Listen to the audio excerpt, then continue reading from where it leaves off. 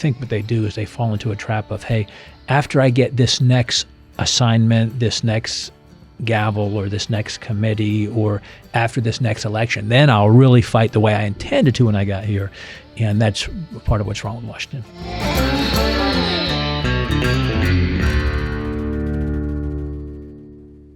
Welcome back to the Kevin Roberts Show. This is a special bonus episode, and you know what that means because most of our bonus episodes involve a guest who is an elected official.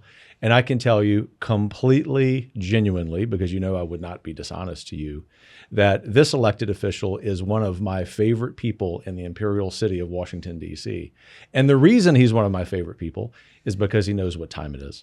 It's time to take back self-governance for the American people away from people in D.C. All of that to say, Congressman Bob Good from the Commonwealth of Virginia, fellow Virginian, thanks for being here. Great to be with you, Kevin. Thanks for having me. You have not been in Congress long, and yet you have made a mark, not just for yourself, but you would always correct me as a friend fraternally, a mark for your constituents with whom you spend a lot of time. And they know and you know that the time has come to bring more common sense and truth to Washington.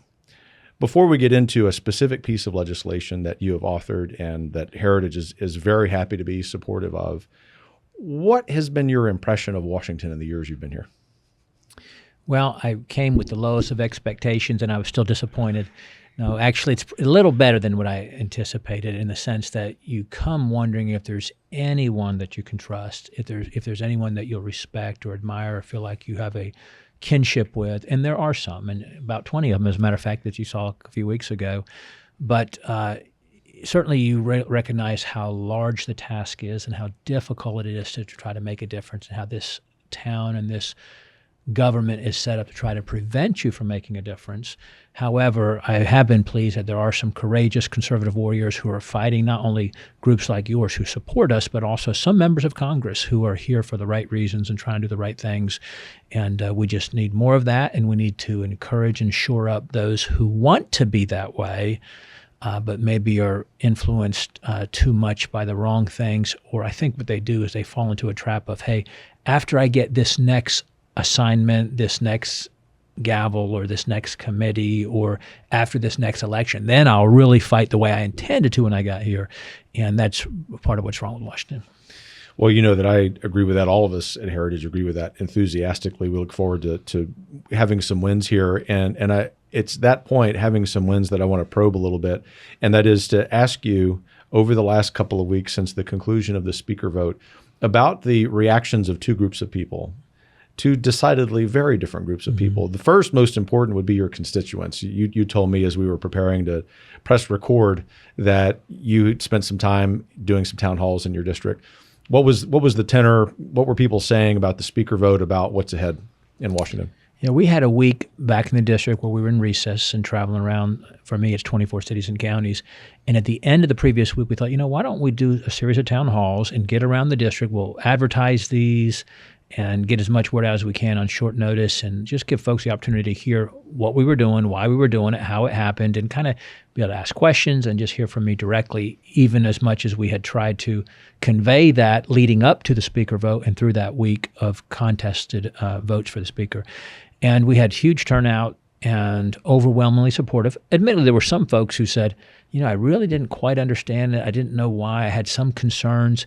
But now that I've heard why you were doing what you're doing and what was accomplished in the agreements that have been made, that'll give us an opportunity for Congress to function more effectively, to do what we're supposed to do, very supportive. So we really had, literally in 7 town halls, we had one expression of disagreement, and that was a lady who ended up talking to the media and identifying herself that she was a Democrat who showed up hoping there'd be more Democrat opposition to me there, and she was a little disappointed that there wasn't. But it was really gratifying to get around the district when to know that what you're doing that you believe is right is also what your constituents want you to do. Well, thank you always for having the courage to do that. The second group of people would be your colleagues, but in particular, a couple of weeks into this agreement, how's the House running? I mean, do you have some cautious optimism that and I agree with you, of course, that the fight was worth it, but that in the first couple of weeks of implementing those rules changes, that you have some hope that there can be some good things passed and bad bills killed? Yeah, it was really the conference is much better for it, the Congress is better for it, and the country is better for it. And there's widespread agreement among my Republican colleagues. It was really ended up being a very healthy thing that brought us together in a lot of ways. And you have almost no disagreement on that we're better for it. I often think of the quote from John F. Kennedy, who said that success has 1,000 fathers while failure's an orphan. And so there's a lot of me too on, hey, look what we got together, and folks are glad for what we went through. But to have structural systemic changes to the rules and on how we're going to function through regular order with single issue bills and germane amendments that are allowed from the floor for the first time in years, a minimum amount of time to read bills before we vote on them. Those would be really opportunity for change, as well as have ideological balance on our committees, a commitment to no longer have leadership interfere with open primaries, putting their thumb on the scale against the will of those respective Republican voters in those districts. Those kinds of things will give us a real opportunity to change, and frankly, a greater ability to hold our speaker accountable to do what he has said he will do, just like the voters can hold us accountable. And we've empowered him when he goes to negotiate with President Biden or Majority Leader Schumer that, hey, I've got members of my conference who, when they say no, they mean no, and they've got the courage of their convictions. And then also I've been, with the rules, I've been constrained to where I don't have the ability to pass these massive omnibus spending bills anymore like we've done in the past.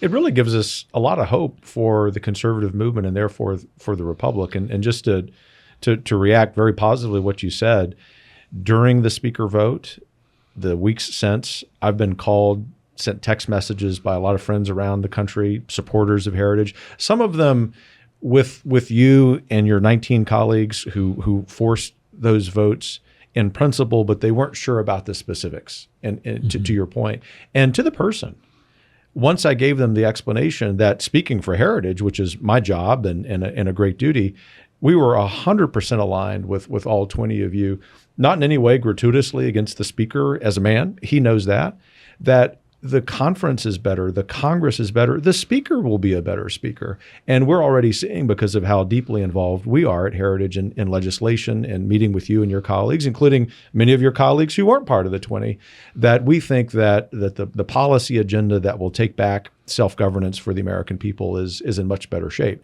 And that's good, because we don't have a whole lot of reasons for optimism in the near term in Washington, D.C., which is a comment about the reality of the Democrats controlling the Senate and the White House. But I want to hang on this before we get to your legislation, which is about protecting the Second Amendment, to get into your crystal ball. This is Bob Good's crystal ball about where the conservative movement goes from here, what we need to be emphasizing in 2024, but also beyond. I mean, what's the aspirational vision that we can now articulate as a result of having won that fight a few weeks ago? One of the things I tried to convey in interviews and town halls, and just as I met with constituents, is that they saw history developing during that week, because for the first time in 160 years or so, you had members of Congress do what many of us call on our elected officials to do: set aside selfish interests, take personal risk, not put self-preservation at the top of their list, and be willing to vote against their own party at personal peril.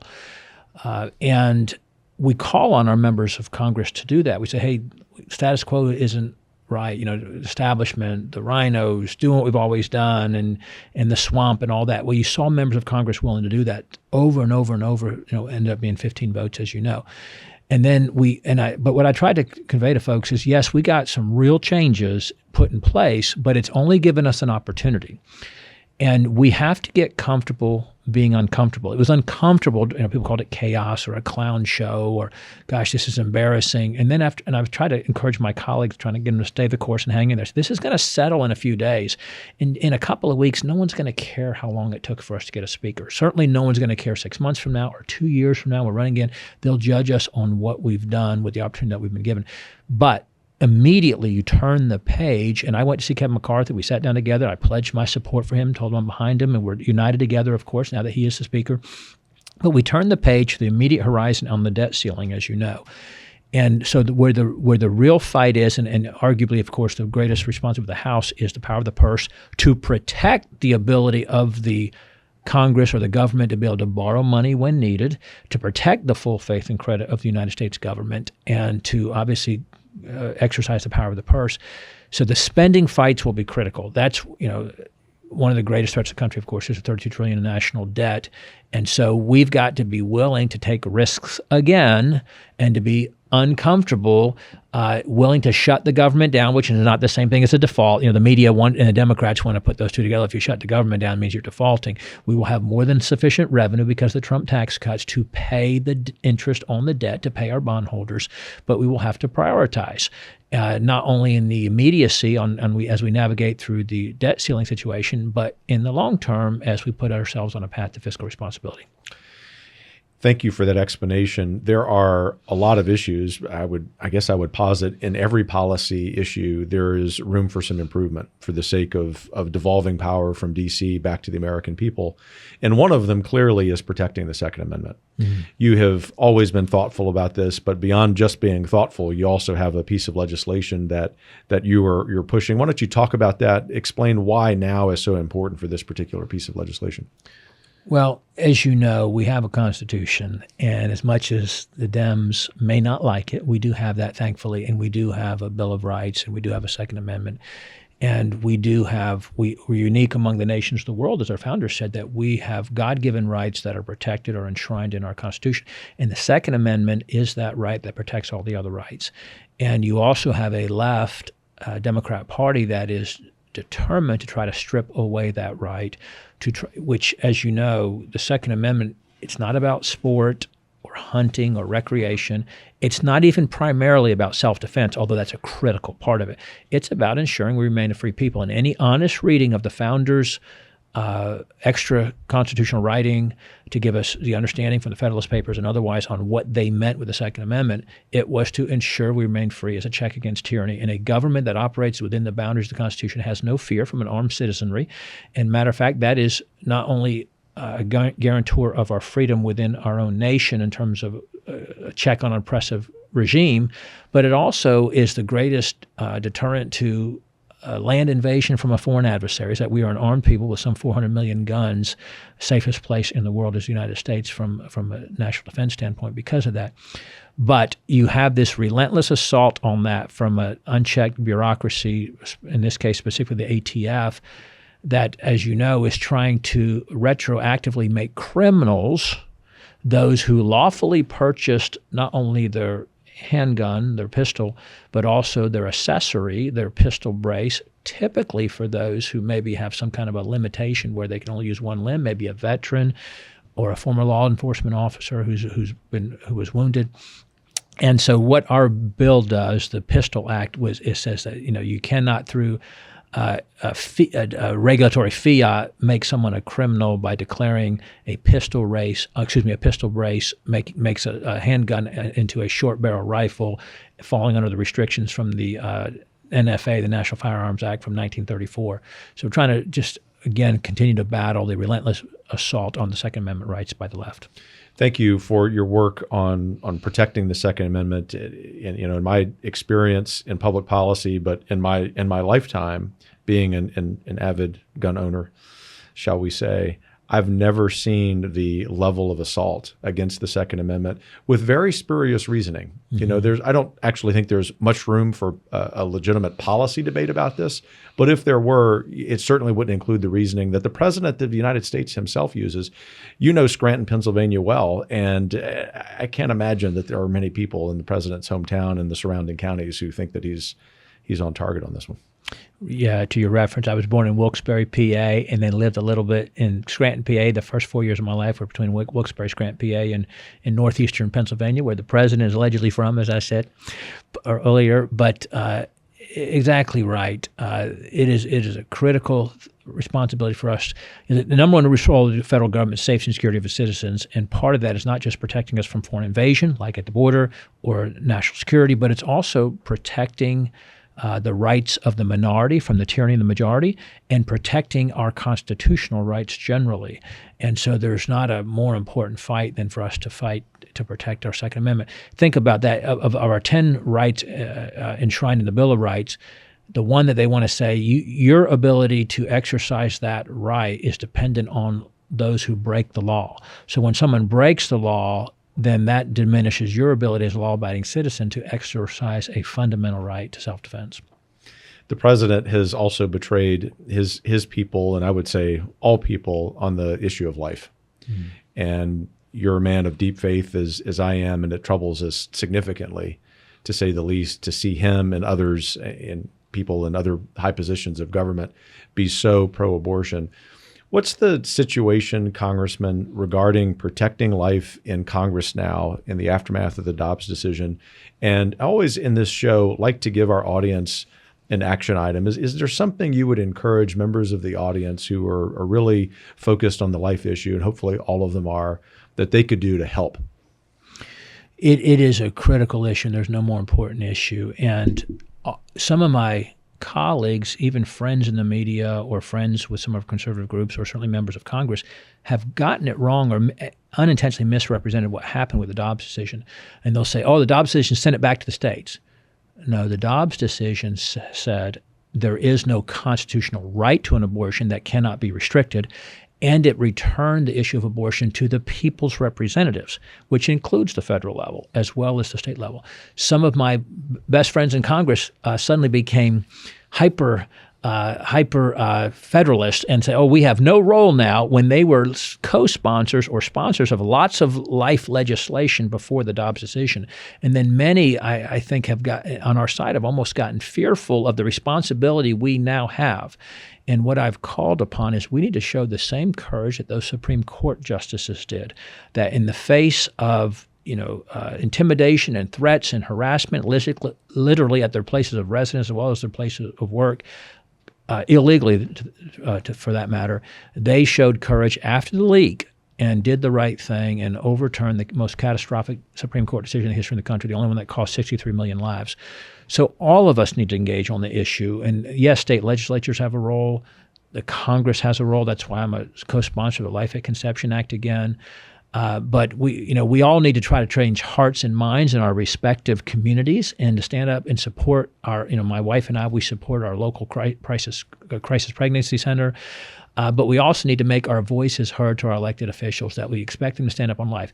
The Democrat Party and Joe Biden, he used to claim to be pro-life, as you know, and many Democrats used to claim to be pro-life, and now they've become the party that celebrates death, that celebrates abortion, that wants no restrictions up to the moment of birth at any time for any reason, and wants to force you to pay for it. So they've surrendered all the so-called center ground. They're at the extreme hard left on it. We ought to be starting from a position of life at conception, and then I co-sponsored and voted for, of course, the Born Alive bill, because if I believe every life counts, I'll vote for any pro-life legislation that comes while continuing to fight for life at conception. Yeah, and Heritage's position is exactly where you are, that we'll support any pro-life legislation, knowing that ultimately we at Heritage will not have done our part in this fight to protect every life until, by federal action, to be clear, there is no abortion in this country. That's the objective. And we don't mean that from ideal ivory tower think tankness. We mean that from the standpoint of natural law and God's truth, which is that every life must be protected. And so a very heartfelt thanks publicly. I tell you this a lot in private messages to you to keep encouraging you for your leadership and courage on this. You know that Heritage is going to be with you every step of the way.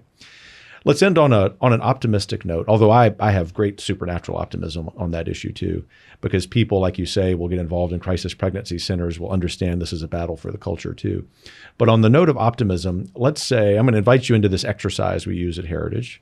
And it is when we think about our own policy objectives and how we measure success of them, we always want to go to the end of the decade. And so the exercise is this. It's New Year's Eve, 2029.